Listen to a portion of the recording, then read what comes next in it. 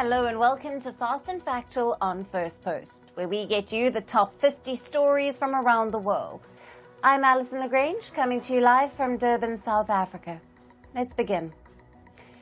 Our top focus comes in from Europe. US President Joe Biden has reportedly permitted Ukraine to use long-range missiles against Russia. The major policy shift follows North Korea deploying troops to help Moscow's war efforts. Ukrainian President Volodymyr Zelensky sought clearance from Washington for a very long time. Meanwhile, the Kremlin has reacted to the reports. They said that this decision by the United States will further inflame tensions. Russia launched its largest airstrike on Ukraine in almost 3 months last night. Ukrainian President Volodymyr Zelensky said that Russia launched 120 missiles and 90 drones. The attack caused a major damage to the power system of the country. The airstrike damaged at least 10 multi-story buildings in a residential area of the Sumy region. At least 10 people lost their lives and 52 others sustained injuries. Russia destroys 59 Ukrainian drones overnight. Majority of the drones were downed from 3 regions bordering Ukraine. The drones were intercepted over the Bryansk, Kursk and Belgorod regions. The capital, Moscow, was also targeted. Until now, no casualty or damage has been reported. And now moving to the war in West Asia. An Israeli strike killed Hezbollah's media relations chief, Mohammed Afif. Israeli forces carried out a precise strike in central Beirut. At least 4 people were killed in the strike, including the Hezbollah official.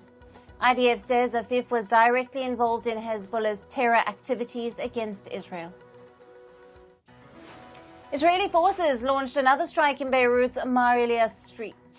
Now, the Lebanese Health Ministry said at least 2 people were killed and 22 others sustained injuries. The Israeli army also killed at least 11 and wounded 48 people in the southern Tyre region. Attacks were launched in the Baalbek district of eastern Lebanon. At least 6 people lost their lives and 11 sustained injuries. An Israeli strike killed at least 34 people in Beit Lahia, city of Gaza. Israeli military said it struck terrorist targets in the area. Gaza's Civil Defense Agency said at least 7 people were injured, with at least 59 missing. Hamas has accused Israel of committing a massacre in the region. Israeli police have arrested 3 people after 2 flares landed near Israeli Prime Minister Benjamin Netanyahu's residence. The serious incident, as described by the security agency, took place on the 16th of November. Speaker of the Parliament, Amir Ohana, has accused anti-government protesters for the incident. Police said that the suspects would be interrogated jointly with the Shin Bet Internal Security Agency. The 19th G20 Summit has kicked off in Brazil's Rio de Janeiro. The grand event is being hosted by President Luiz Inácio Lula da Silva. World leaders are set to hold discussions on a range of topics, from fighting poverty to boosting climate financing. This is also the last summit of the outgoing US President Joe Biden. Indian Prime Minister Narendra Modi received a grand welcome in Brazil from the Indian diaspora. He landed in Rio de Janeiro to attend the G20 Leaders Summit. Upon his arrival, Prime Minister Modi said that he was looking forward to the fruitful talks with world leaders. Prime Minister Narendra Modi will visit Guyana after the G20 Summit. Indian Prime Minister Narendra Modi and Nigerian President Bola Tinubu renewed the strategic partnership between the 2 countries. Both leaders also signed a series of agreements to foster collaboration in defense, economic development, and food security. The Indian Prime Minister was also conferred with Nigeria's 2nd highest national award. Meanwhile, the ethnic unrest in northeastern India's Manipur continues. The latest wave of violence erupted after 6 bodies, including that of a 2-year-old child, were discovered in the state's Juriband district. Now, protests began in the state capital Imphal, where violent demonstrators set fire to homes of lawmakers. The police have arrested 23 individuals after violent protests in Imphal. And Bangladesh is set to seek the extradition of ousted Prime Minister Sheikh Hasina. Meanwhile, Dhaka has already issued an arrest warrant against her. Sheikh Hasina left Bangladesh following anti-government protests against her over the job quota. She is currently residing in India. And Canadian Prime Minister Justin Trudeau admitted that his government made some mistakes leading to record immigration levels. He made the remarks during a 7-minute video released on his YouTube channel. The Canadian leader was seen detailing changes to immigration policies and why his government enacted them. He said Canada wrapped up the immigration to bolster labour market following COVID-19. However, Trudeau claimed that some entities manipulated these programs for financial gains. And in the West African country of Senegal, the ruling party claimed victory in yesterday's snap elections. This came after 2 opposition leaders conceded defeat. With 95% of the votes counted, President Bassirou Faye, the party claimed victory. President Faye has promised a reformist economic agenda if he wins parliamentary majority. And in climate news, Super Typhoon Manyi has made a second landfall on the main island of Luzon of the Philippines. The disaster officials say that at least 7 people were killed and 3 injured in a landslide. Over 1 million people in the region have been asked to evacuate. Manyi is the 6th typhoon to hit the Philippines in a month. And Tropical Storm Sara has unleashed relentless rainfall in the Central American country of Honduras. Now, the rainfall swelled rivers and trapped residents in their homes. According to officials, at least 1 person was killed and thousands were forced to flee. Now, Sara is heading toward Mexico's Yucatan Peninsula. And Indian capital New Delhi's air quality has plunged to hazardous levels. The air quality index has soared above 900 in some parts of the city, falling into the severe plus category.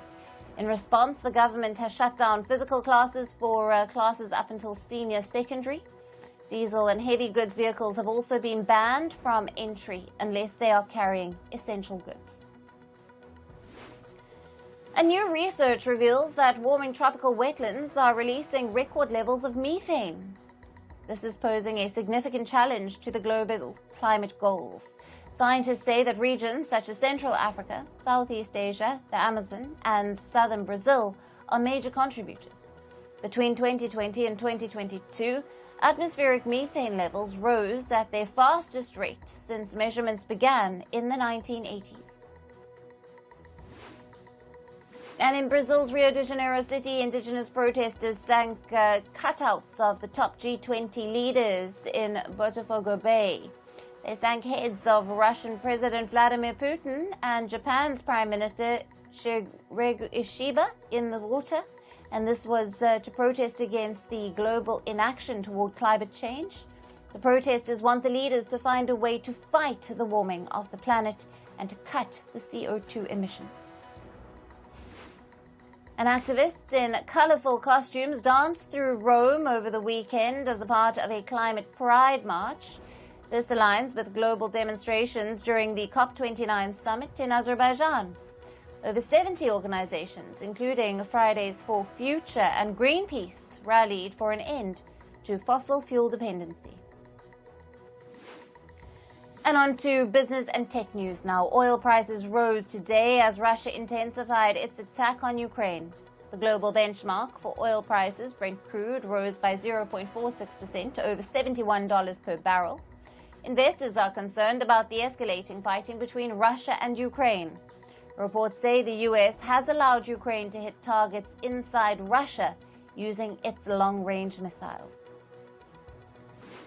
Meanwhile, gold prices also rose after a steep fall last week. Prices of the yellow metal increased by 1% to over $2,587 per ounce. Analysts say investors are moving back to gold as they await guidance from the U.S. Federal Reserve. The US Central Bank is set to release minutes from its last monetary policy meeting this week. The US President-elect Donald Trump has named Brendan Carr as the chair of the Federal Communications Commission. The agency regulates broadcasting, telecommunications, and broadband-related industries. Carr has been a long-time member of the Federal Communications Commission. Trump said Brendan Carr is a warrior for free speech who has fought against regulatory warfare. Meanwhile, reports say U.S. President-elect Donald Trump plans to establish a federal framework for self-driving vehicles. Donald Trump reportedly plans to ease regulations on these cars. This would be one of the priorities for the U.S. Transportation Department under his administration. And America's Spirit Airlines has filed for bankruptcy. The move comes as the airline struggles with mounting debt and significant losses. Spirit has incurred losses exceeding $2.5 billion since the start of 2022. Its debt had ballooned to over $1 billion by last year. The carrier says it expects to maintain normal operations as it navigates bankruptcy. And Chinese real estate firm Country Garden has reportedly submitted a debt restructuring plan to its creditors. The proposal includes the firm's future earnings forecast and its ability to meet its obligations. Reports say the proposal was shared with some creditors late last month. Country Garden defaulted on its $11 billion debt last year. And Chinese e-commerce giant Alibaba Group plans to raise about $5 billion. It would be raised via bonds in both the US dollar and Chinese yuan denominations. Alibaba said that it would use the funds to repay some debt and buy back shares. And TikTok's parent firm ByteDance has reportedly achieved a market valuation of about $300 billion. This comes as the firm approached investors to buy back some shares. Reports say that at the current share prices, ByteDance's market value would increase by about 13%. In the last share buyback round in 2023, the firm was valued at $268 billion. And new graphics processors from American chip giant are reportedly facing a setback. The Blackwell AI chips are overheating servers in data centers. Reporters say NVIDIA has asked its suppliers to change the design to resolve the issue. The issue is expected to delay the supply of Blackwell AI chips. And India's Tata Electronics has reportedly planned to set up a joint venture with Taiwanese contract manufacturer Pegatron. Now, the unit will own Pegatron's iPhone plant in the Indian state of Tamil Nadu. Tata Electronics plans to buy a 60% stake in the plant. With this, it would hold the majority stake in the joint venture and manage daily operations of the plant. And moving on to sports news, and we start with cricket. England's fifth and final T20 international of the series against West Indies was washed out. Batting first, West Indies were 44 without loss after 5 overs when rainfall began. Ground staff attempted to clear the wet outfield for the game to resume, but the match was abandoned without a result. England won the series 3-1. And Sri Lanka beat New Zealand by 3 wickets in their second one-day international using the Duckworth-Lewis method. Batting first in the rain-hit ODI, New Zealand were bowled out for 209 runs. During Sri Lanka's chase, Kusal Mendes hit a 74-run knock. The hosts won the match by 3 wickets with 6 balls remaining. Meanwhile, India's Rohit Sharma and Shubman Gill will miss the first test against Australia in the Border Gavaskar Trophy, which begins on the 22nd of November. And this comes after Sharma stayed back in India after he became a father to a baby boy recently. Shubman Gill's absence is attributed to a thumb injury. India will be captained by Jasprit Bumrah in the first test to be played in Perth. And in football news, England beat Ireland 5-0 to secure their Nations League promotion to the League A group. Harry Kane made the opening goal in the 53rd minute. Shortly after, Anthony Gordon and Conor Gallagher followed through. Jared Bowen then extended England's lead to 4-0 in the 76th minute. And Taylor Howard-Bayliss had scored the final goal to seal the game. And France beat Italy 3-1 in the Nations League. Frenchman Adrien Rabiot scored the opening goal of the match right at the start. A self-goal by Italy gave France a 2-0 lead in the 33rd minute, but shortly after, Andre Cambiosa scored Italy's lone goal to take the scoreline to 2-1. For France, Adrien Rabiot then scored again in the 65th minute to seal the win. And in tennis, Italy's Jannik Sinner lifted the season-ending ATP Finals trophy in front of a home crowd. This came after Sinner defeated American Taylor Fritz 6-4, 6-4 yesterday. Sinner also became the first Italian to win the ATP Finals. And former world number 1 men's doubles pair Rohan Bopanna and Matthew Ebden have decided to part ways. The Indo-Australian pair closed off their partnership on a winning note. They defeated their German opponents 7-5, 6-7, 10-7 in their last ATP Finals game. Together, India's Bopanna and Australia's Ebden won a Grand Slam and 2 ATP 1000 Masters titles. And in hockey, India beat Japan 3-0 in their final pool match at the Women's Asian Champions Trophy. For India, Navneet Kaur broke the goalless deadlock in the 37th minute. Deepika Kumari then converted 2 penalty corners in the 4th quarter to give India a 3-0 lead. India will play against Japan again in the semi-finals tomorrow. And India's sports ecosystems is expected to reach $130 billion by the year 2030, according to a report by Google and Deloitte. The report said that the sports sector could potentially create up to 10.5 million jobs in the next 6 years. The sector could also contribute up to $21 billion in indirect tax revenue by 2030. And boxing legend Mike Tyson said that he has no regrets about his loss to Jake Paul in their heavyweight match on the 16th of November. Tyson reflected on his health situation in June when an ulcer forced the 58-year-old to have multiple blood transfusions. After winning the bout, Jake Paul said that it was an honor to fight Tyson and that the veteran remains an inspiration to all. And moving on to the world of showbiz, according to Netflix, nearly 60 million households watched the fight between Mike Tyson and Jake Paul. The 27-year-old Jake Paul claimed victory over the former heavyweight champion, 58-year-old Tyson, after 8 rounds. The heavyweight boxing match was Netflix's latest dive in live streaming events. And according to reports, rapper Sean Combs has been found defying rules in jail. He allegedly tried to influence a potential jury. The rapper has also been accused of contacting witnesses. He allegedly asked his family members to speak with the witnesses so that he could get bail. The rapper is in the Metropolitan Detention Center in Brooklyn, New York, awaiting trial for sexual assault and racketeering. A Zayn Malik look-alike competition was held in New York yesterday. Now, fans of the former One Direction singer participated in the event to win the title. Shiv Patel was voted as the winner of the Zayn Malik look-alike competition.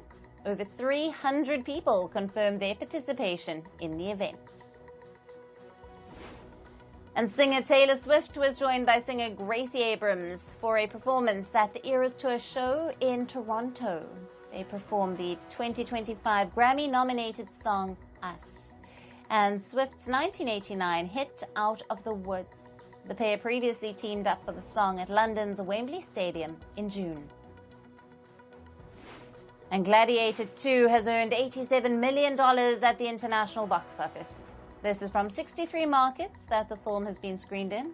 The film got the strongest launch in the UK with $11.4 million from 722 locations. The sequel to Gladiator carries a $250 million plus budget. And actor Jonathan Bailey will reprise his role in Bridgerton Season 4. Unlike last season, where the spotlight was on his story, the new season will focus on the lives of other characters to bring new dynamics into the mix. The production for the Season 4 begins this week. Actors Michael Fassbender and Alicia Vikander attended the London premiere of The Agency. It is Fassbender's new CIA thriller series. Fassbender emphasized that the agency explores the sacrifices, relationships, and personalities involved in espionage. And actor Eva Longoria says that Donald Trump wasn't the reason behind her departure from the US. She stated in an interview that her move to Europe is because of her professional commitments. The actor has been living in Europe for 3 years now. And according to reports, actor and singer Jessica Simpson is heartbroken for allegedly separating from her husband, Eric Johnson. As per reports, she is going through an incredibly difficult time. They were married for nearly a decade. Simpson and Johnson have been both seen without their wedding rings in recent months. And finally, Denmark's Victoria Kira Tilweg has been crowned the new Miss Universe of 2024. The 73rd Miss Universe pageant was organized in Mexico City.